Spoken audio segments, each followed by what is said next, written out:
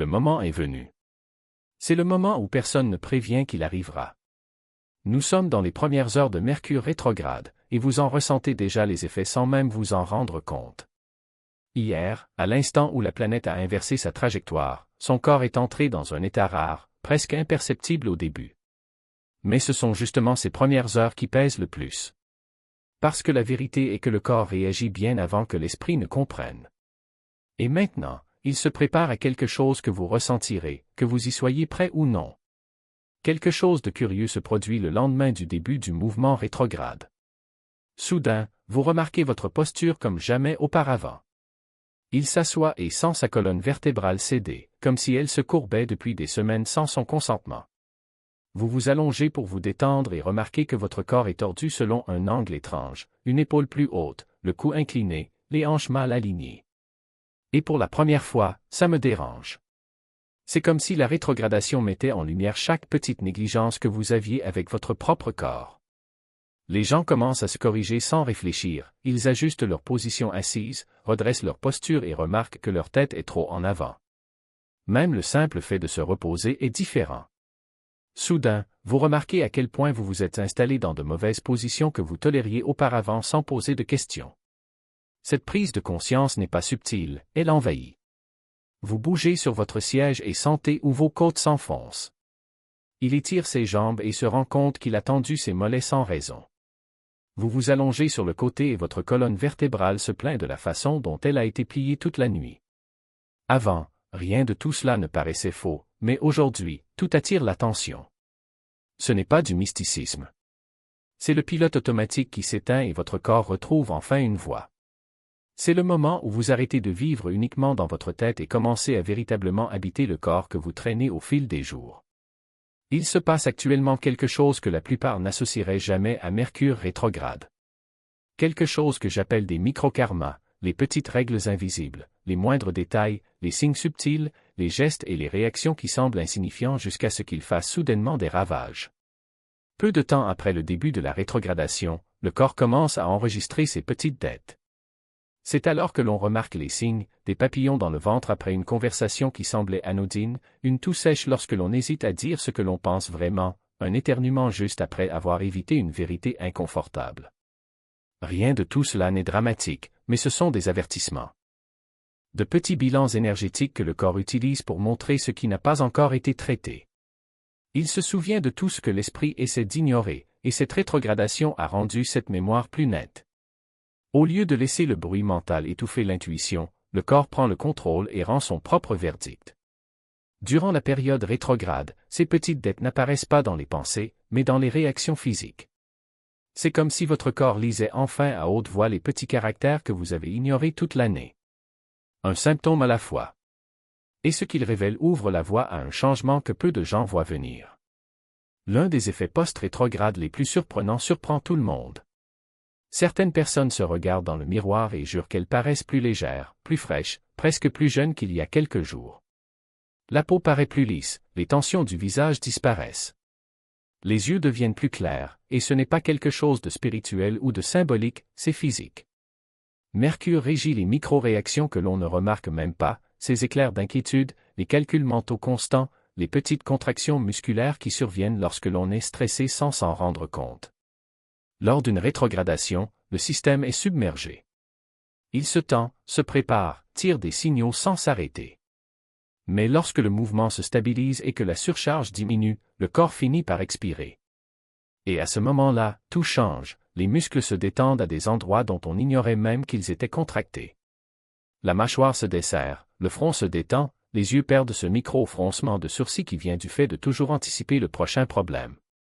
Le visage se réorganise en quelque chose de plus léger. Se détendre n'est pas de la passivité, c'est votre corps qui vous ramène à qui vous êtes vraiment. Moins de tension signifie plus de brillance. Moins de chaos interne signifie une présence plus claire. C'est pourquoi certaines personnes se réveillent après le début de la rétrogradation et sentent que leur visage est différent. Le corps paraît plus léger, l'énergie plus attractive. Pour certains, c'est plus qu'un sentiment de jeunesse, c'est le retour de leur propre présence. Et quand elle revient, tout change autour. L'un des effets les plus étranges de Mercure rétrograde est la façon dont il perturbe l'expression, non pas dans le sens cliché d'une mauvaise communication, mais d'une manière profonde et intime. Soudain, vous réalisez que les mots que vous souhaitez utiliser ne correspondent pas à ce que vous ressentez. Ils sont là, flottant dans votre esprit, mais ils ne correspondent pas tout à fait lorsque vous essayez de les exprimer. C'est comme si l'émotion était trop grande pour le vocabulaire que vous utilisez habituellement, et que tout ressortait un peu déformé ou incomplet. Cela se produit parce que Mercure ne régit pas seulement la communication externe, elle régit la façon dont nous traduisons nos sentiments en mots. Et lorsqu'il devient rétrograde, ce processus devient plus lourd, plus émotionnel, plus complexe. Vous ne perdez pas la capacité de parler. Vous êtes invité à ressentir avant d'articuler. L'émotion n'est pas propre, logique ou précise, et la rétrogradation supprime temporairement les raccourcis qui vous permettaient de décrire ce que vous avez ressenti sans réellement le vivre. C'est pour cela que les conversations ralentissent, on repasse mentalement ce qu'on a dit, on commence une phrase et on s'arrête au milieu parce qu'elle ne semble plus exacte. Ce n'est pas de la confusion, c'est de la sensibilité.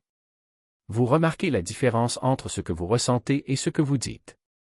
Quand le cœur parle plus fort, les mots deviennent plus silencieux. Et lors de la rétrogradation, le cœur parle très fort. Vous remarquerez peut-être aussi que plus vous essayez de vous expliquer, plus tout se confond. Une vérité émotionnelle ne rentre pas dans des phrases toutes faites, et le corps hésite, s'arrête, doute. Même les conversations simples deviennent étrangement lourdes, comme si tout avait plus de poids que prévu. Mais la bonne nouvelle est que cela ne dure pas éternellement. Lorsque la rétrogradation se stabilise, le brouillard émotionnel se dissipe, le langage coule à nouveau, l'esprit et le cœur s'alignent à nouveau et l'expression cesse d'être forcée et devient naturelle. Une sensation de lourdeur qui s'accumule avant de se dissoudre. C'est comme si le corps anticipait le changement avant même que l'esprit ne le comprenne, comme un muscle qui se contracte avant de se détendre complètement. Ce subtil inconfort n'est pas le signe que quelque chose ne va pas, mais plutôt que quelque chose bouge. La pression sur votre front, la légère tension dans vos tempes, voire cette fatigue soudaine qui apparaît sans raison apparente, sont autant de signes que votre perception se réajuste. Le cerveau ne travaille pas en silence. Il vous avertit lorsque vous réorganisez vos itinéraires, lorsque vous remettez en question d'anciennes certitudes ou lorsque vous vous apprêtez à relier des points qui semblaient auparavant déconnectés. Et le corps, toujours attentif, traduit ce processus en sensations physiques. Avez-vous déjà remarqué comment, après une période de confusion, les choses se mettent en place?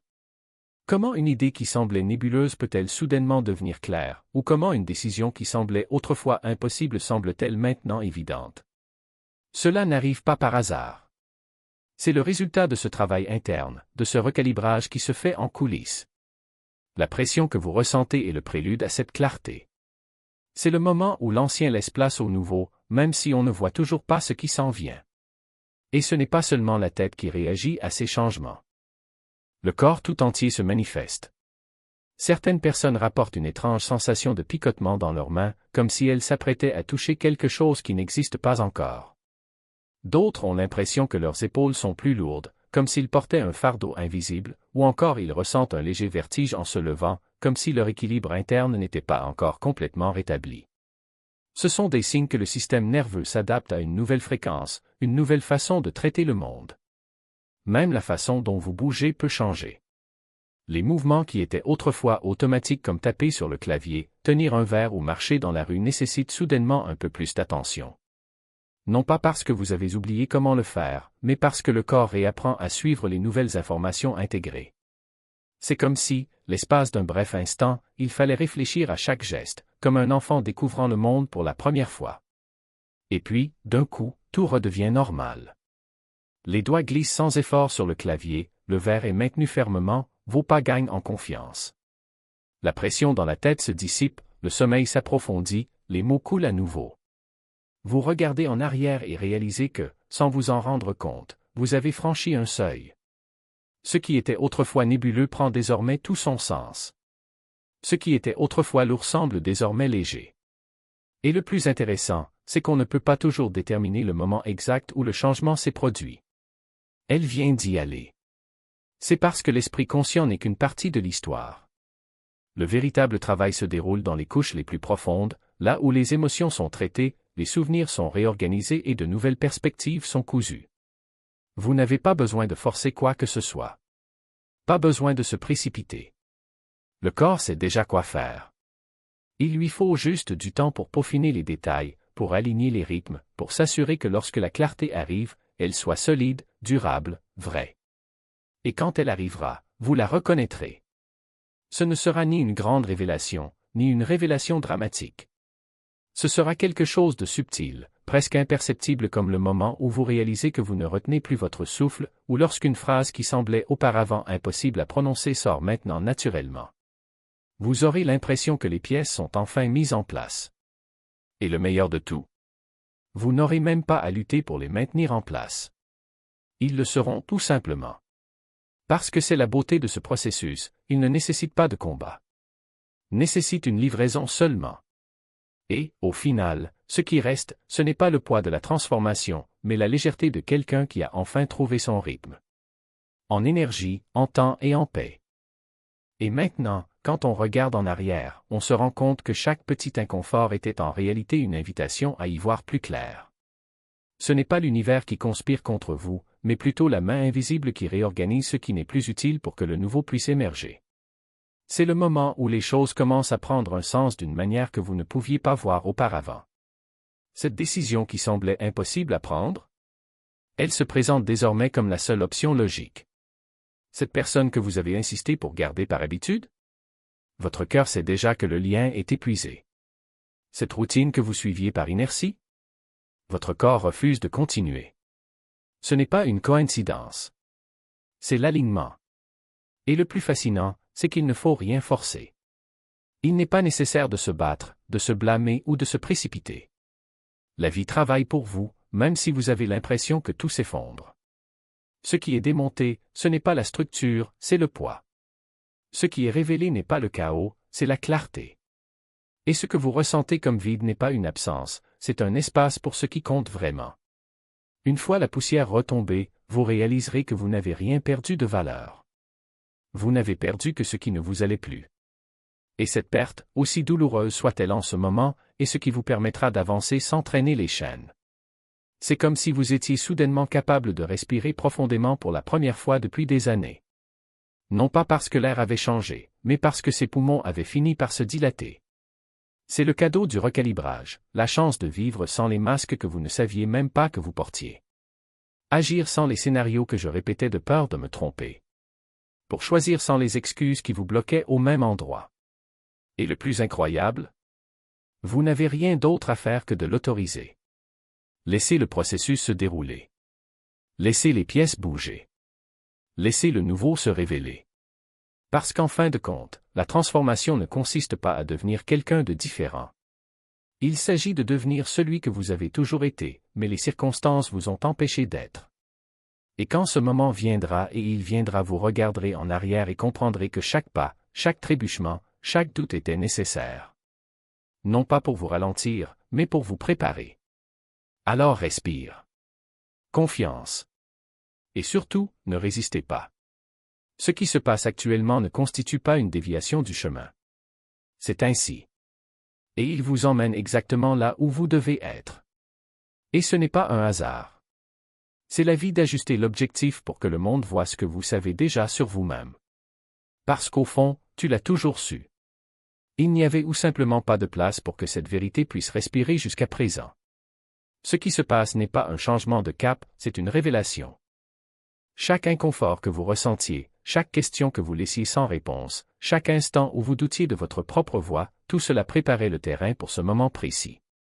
Il ne s'agit pas de réparer ce qui est cassé. Il s'agit de réaliser que ce qui semblait brisé était en réalité une porte qui attendait d'être ouverte. Et maintenant, c'est entrouvert. La sagesse que vous récoltez ne vient pas de l'extérieur. C'était déjà en vous, endormi sous des couches de vrai, les attentes des autres, des versions de vous qui ne correspondent plus. Ce qui se passe maintenant, c'est l'éveil de cette voix intérieure, celle qui murmure, mais que vous avez, pendant si longtemps, noyée dans le bruit du monde. Et lorsqu'elle se fait enfin entendre, tout change. Non pas parce que le monde a changé, mais parce que vous avez cessé de vous y adapter et avez commencé à exiger qu'il s'adapte à vous. Les gens autour de vous ressentiront ce changement avant même que vous l'annonciez. Ils remarqueront que vous n'acceptez plus ce que vous tolériez auparavant. Que tu ne te contentes pas de miettes d'attention, de respect, d'amour. Que vous ne vous perdez plus dans des conversations qui ne mènent nulle part. Et cela peut effrayer ceux qui étaient habitués à votre version complaisante. Mais ne vous y trompez pas, ce n'est pas de la cruauté. C'est la clarté. Et la clarté fait parfois mal. Vous remarquerez que certaines relations se sont renforcées sans que vous fassiez autre chose que d'être honnête avec vous-même. D'autres, cependant, s'effondreront comme des fils lâches dans un tissu usé. Et ça va. Parce que ce qui se brise maintenant n'est pas fait pour durer. Ce n'était qu'un support temporaire, une étape que vous avez déjà dépassée.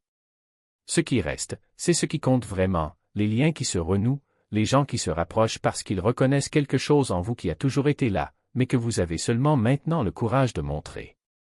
Et voici le secret que personne ne vous dit, cette transformation n'est pas un événement isolé. C'est un cycle. Vous revivrez cela. Et encore. Parce que grandir ne consiste pas à atteindre un point final. C'est devenir quelqu'un qui sait que le voyage ne se termine jamais et que ce n'est pas un problème, c'est une bénédiction. Chaque fois que vous suivrez ce processus, il sera plus rapide, plus léger et plus intuitif. Vous apprendrez à considérer l'inconfort comme un signe que vous êtes sur la bonne voie. Vous comprendrez que la confusion n'est pas un obstacle, mais un filtre, séparant ce qui vous appartient de ce qui n'a jamais été. Alors, lorsque vous ressentez le poids de l'incertitude, ne vous enfuyez pas, respirez profondément et demandez-vous, qu'est-ce que cela essaie de me montrer? Parce que la réponse est déjà là. Il suffit d'arrêter de résister pour l'écouter. Et quand vous le ferez, vous réaliserez que vous n'êtes pas perdu. En fait, il était guidé vers une version de lui-même plus forte, plus sage et plus libre. L'univers ne vous apporte pas de défis pour vous punir. Cela vous apporte des défis pour vous rappeler de quoi vous êtes capable. Et cette capacité? Elle grandit chaque jour. Il suffit de le permettre.